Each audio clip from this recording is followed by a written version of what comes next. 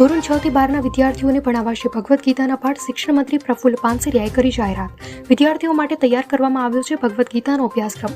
ગીતા જયંતિ નિમિત્તે શિક્ષણ વિભાગે પુસ્તકનું કર્યું વિમોચન.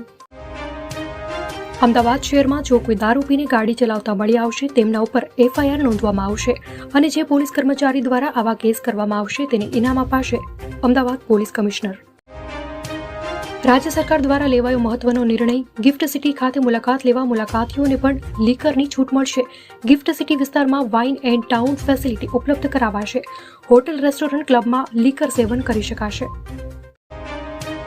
ચૂંટણી પહેલા કેન્દ્ર સરકારનો વધુ એક મોટો નિર્ણય. ખાદ્ય તેલોના આયાત પરના ઘટેલા દરોને 2025 સુધી લંબાવાશે. માર્ચ 2024માં સમાપ્ત થવાનો કોન્ટ્રાક્ટ માર્ચ 2025 સુધી જારી રહેશે. અમદાવાદમાં ફરી કોરોનાના કેસ નોંધાતા તંત્ર હરકતમાં. સિવિલ હોસ્પિટલમાં આઇસોલેટેડ વોર્ડ કરાયો તૈયાર. દવાનો સ્ટોક, ઓક્સિજન ટેન્કની કરાઈ તપાસ. બજરંગ પુનિયાએ પોતાનો પદ્મશ્રી એવોર્ડ પરત કરવાનો નિર્ણય લીધો છે. બજરંગે સોશિયલ મીડિયા પર પોસ્ટ કરીને આ જાણકારી આપી છે.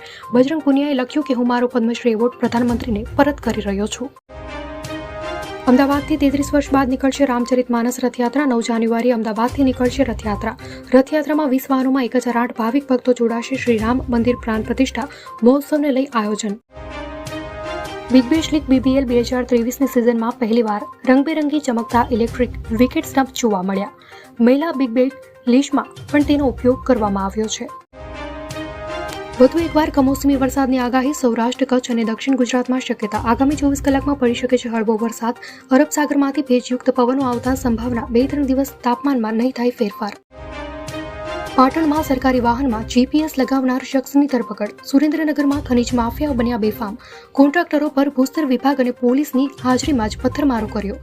મહેસાણામાં પણ અધિકારીઓની રેકીનો થયો પર્દાફાશ.